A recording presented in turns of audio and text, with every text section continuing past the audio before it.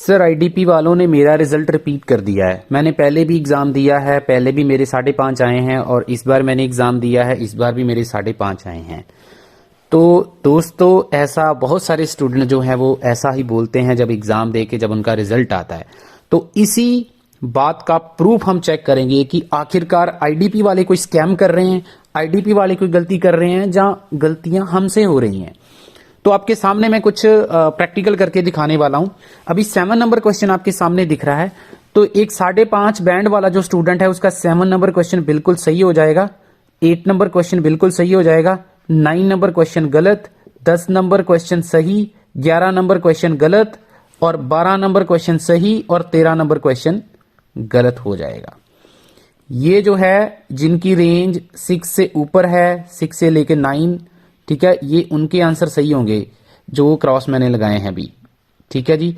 और जो मैंने टिक लगाए हैं वो 5.5 बैंड वाले जो स्टूडेंट हैं जिनका 5.5 बैंड स्कोर आएगा एग्जाम में, या हार्डली अगर 6 आ जाएगा, बहुत मुश्किल है, वैसे 5.5 ही आएगा।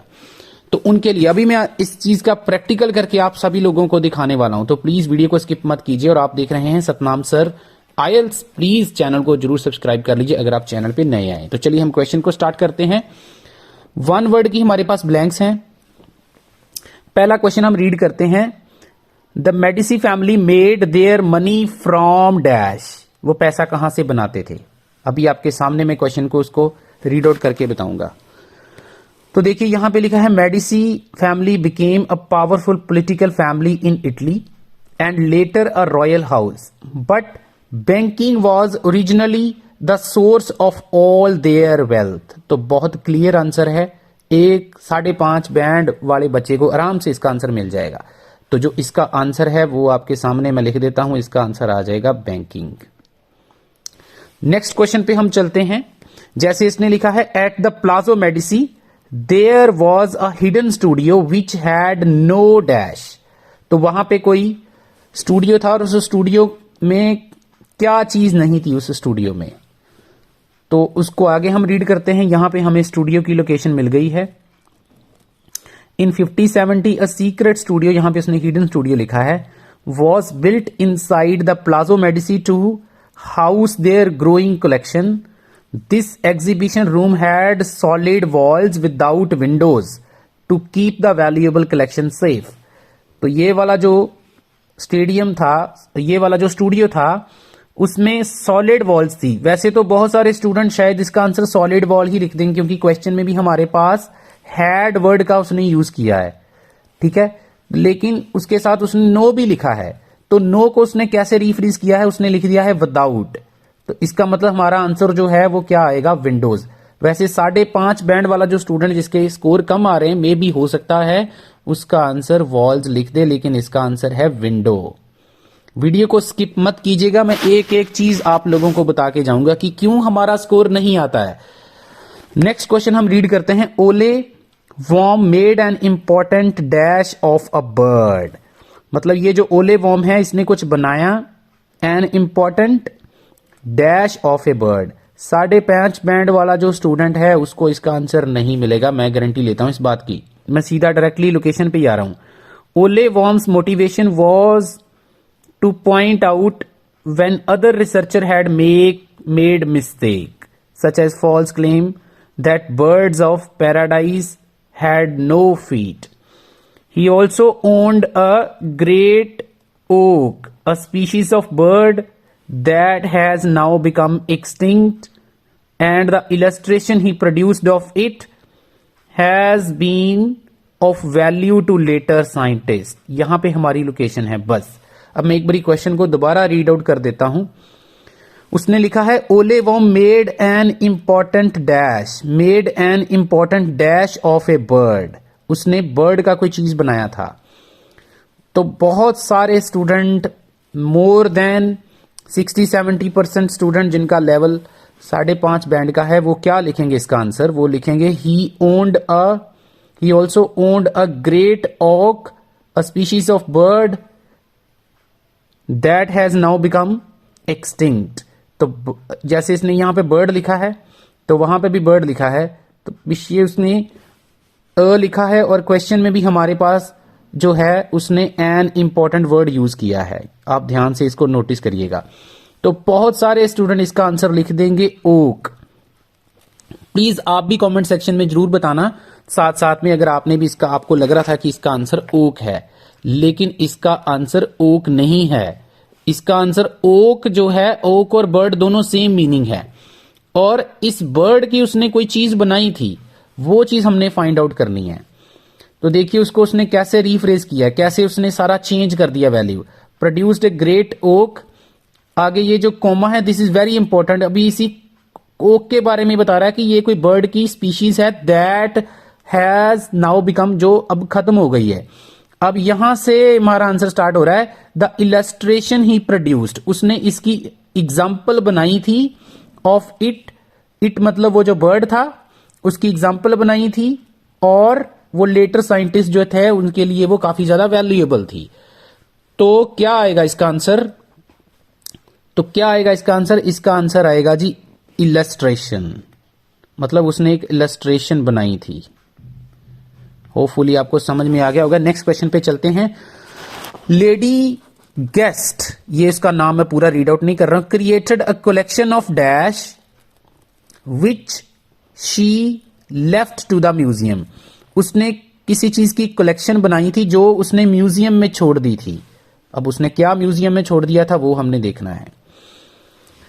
ठीक है जी, तो यहां पे पढ़ते हैं, ये देखिए इसका नाम आ गया यहां पे देखिए, she also travelled widely through the Europe acquiring old and rare pottery which she added to her collection at home in southern England. When Lady Charlotte died in 1895, this collection was given to Victoria Albert Museum in London. तो हमारा question क्या था कि उसने कौन सी collection बनाई थी जो म्यूजियम में रखी गई थी। मेरे ख्याल से ये बहुत ज्यादा डिफिकल्ट नहीं है, तो एक 5.5 बैंड वाले स्टूडेंट को भी इसका आंसर बड़े आराम से मिल जाएगा। नेक्स्ट क्वेश्चन पे चलते हैं। देखिए ग्रामर इसमें कैसे हेल्प करेगी, आप मेरी बात ध्यान से सुनना। Joseph Mayer paid for dash that are still given to the public today. तो जोसेफ मेयर जो है वो किसी चीज के लिए पैसे पे करता है, और वो जो चीज है, ये देखिए ये मेरा नाउन है, प्रोनाउन है, और उसके बाद जो उसने वर्ब यूज किया है, वर्ब मेरे को बहुत स्ट्रॉन्ग हिंट दे रहा है। ये जो यहां पे जो भी आंसर आएगा उसको इसने आगे एक रेफरेंस प्रोनाउन से प्रोनाउन कर दिया कि वो जो चीज जिसके लिए ये पैसे पे करता था वो चीज दैट आर जो है वो प्लूरल नाउन है, प्लूरल आपकी वर्ब है, और इसका मतलब क्या है कि यहां पे जो भी वर्ड आएगा उसके साथ मेरे को एस चाहिए, प्लूरल, सिंगुलर नाउन नहीं चाहिए, प्लूरल नाउन मेरे को आंसर चाहिए। ठीक है जी, तो वो अभी भी जो है पब्लिक को दिया जाता है वो चीज। ठीक है जी, हम सीधा क्वेश्चन पे चलते, ज्यादा टाइम ही आपका वेस्ट नहीं करूंगा क्योंकि आप लोगों को लंबी वीडियोस देखने की आदत नहीं है। तो आगे हम पढ़ते हैं, यहां पे इसने क्या लिखा है। At the same time, Northern England wealthy goldsmith named ये Joseph Mayer was building up enormous collection of artifacts, particularly those dug up from the sites in his local area. His legacy, the Mayer Trust continues to fund public lectures in accordance with his wish. तो मे भी बहुत सारे student को ये answer लग सकता है कि आर्टफैक्ट्स आंसर आएगा। देखिए उसने लिखा है कि इसने क्या किया था कि इसने बहुत सारे आर्टफैक्ट्स बनाए थे जो उन्होंने खुदाई करके उसको मिले थे। फिर उसने लिखा उसकी जो लेगेसी थी कंटिन्यू रही, मतलब लेगेसी आपको पता ही है, वो कंटिन्यू रही और फंड उसको मिलता रहा। और किस चीज के लिए फंड मिलता रहा? Fund public lectures. लेक्चर्स हमारा प्लूरल नाउन है, एसोसिएटेड। अब पब्लिक का मतलब है, उसने उधर क्वेश्चन में लिखा था कि वो चीज आज भी लोगों को मिल रही है, और आज को उसने कैसे रिफ्रेज किया है, उसने लिखा है आज की जगह पर कंटिन्यूज, कि वो चीज कंटिन्यू चल रही है, कंटिन्यूज चल रही है। फंड मतलब पैसा पे करना, और किसके लिए पे करते थे? लेक्चर्स के लिए। तो मेरा नहीं ख्याल कि ये एक एवरेज स्टूडेंट को इसका आंसर मिल सकता था, थोड़ी सी इसने वोकैबुलरी जो थे वो रिफ्रेज करी थी। नेक्स्ट क्वेश्चन पे चलते हैं। उसने लिखा है Beatrix Peter did not give away her collection of dash. Did not give away मतलब उसने कोई चीज अभी तक नहीं दी। कौन सी कलेक्शन थी जो उसने नहीं दी? वो चीज हमने फाइंड आउट करनी है। तो ये उसका नाम आ गया राइटर का, बीट्रिक्स पीटर का। ठीक है, ये देखिए 20th century Beatrix Peter had magnificent collection of books, insects and plants. ये देखिए बहुत सारे प्लूरल नाउन, बुक्स भी हैं, इंसेक्ट्स भी हैं, प्लांट्स भी हैं। ठीक है, एंड अदर बोटोनिकल स्पेसिमेंस, ये स्पेसिमेंस भी हैं। तो बहुत सारे स्टूडेंट यहां पे ही कंफ्यूज हो जाएंगे, उनको कोई बोलेगा बुक्स आंसर आएगा, कोई बोलेगा इंसेक्ट्स आएगा।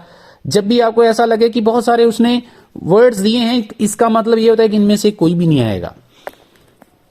आगे उसने लिखा most of these were donated to London natural museum. बहुत सारे इनमें से जो पीछे उसने दिए हैं जैसे बुक्स, इंसेक्ट्स वगैरह, इनमें से बहुत सारे कह रहा है कि लंदन म्यूजियम को उसने डोनेट कर दिए थे। बट यहां पे हमारा आंसर स्टार्ट हो गया। उसने क्या रखा अपने पास? Beatrix held on her cabinets of fossils. अब बहुत सारे स्टूडेंट कैबिनेट भी आंसर लग सकता है, लेकिन इसका आंसर फॉसिल आएगा। अब मैं इसका रीजन भी आपको बता देता हूं, क्योंकि उसने कैबिनेट की जगह पर वर्ड यूज किया है कलेक्शन, तो हमारा जो आंसर है वो आएगा फॉसिल्स। प्लीज वीडियो को जरूर लाइक कर दीजिए अगर आपको पढ़ने में मजा आ रहा है और आप लोग भी ऐसी गलतियां करते हो तो काफी कुछ आपको सीखने को मिल सकता है। लास्ट क्वेश्चन की तरफ हम बढ़ते हैं। ये जो रूजवेल्ट था उसको क्या लगता था? Believed collecting helped him deal with dash. इसको ये लगता था कि जो कलेक्टिंग है, ये जो चीजें इकट्ठी करते हैं, ये कौन सी चीज को डील करने में इसकी हेल्प करती थी? कलेक्टिंग। क्वेश्चन को समझना बहुत ज्यादा जरूरी होता है। तो हम सीधा लोकेशन के ऊपर चलते हैं और ध्यान से देखिए यहां पे इसने क्या लिखा है। रूजवेल्ट यहां पे आ गया। इसने क्या किया? इसने कलेक्शन करना शुरू किया, बिगेन किया इसने, and continue to added to it all his life. सारी जिंदगी ऐसे करता रहा। आगे इसने लिखा है the stress associated with being president was easier to cope with, Roosevelt said by taking time out to focus on his collection. बहुत सारे स्टूडेंट इसका आंसर में भी फोकस लगाएंगे, लेकिन इसका आंसर आएगा स्ट्रेस। यहां पे इसने कोप विद और डील विद का मीनिंग सेम होता है। किसी चीज से नियात पाना, किसी चीज से, जिन्हों पंजाबी च आपां कहने नजिठना किसी चीज दे नाल।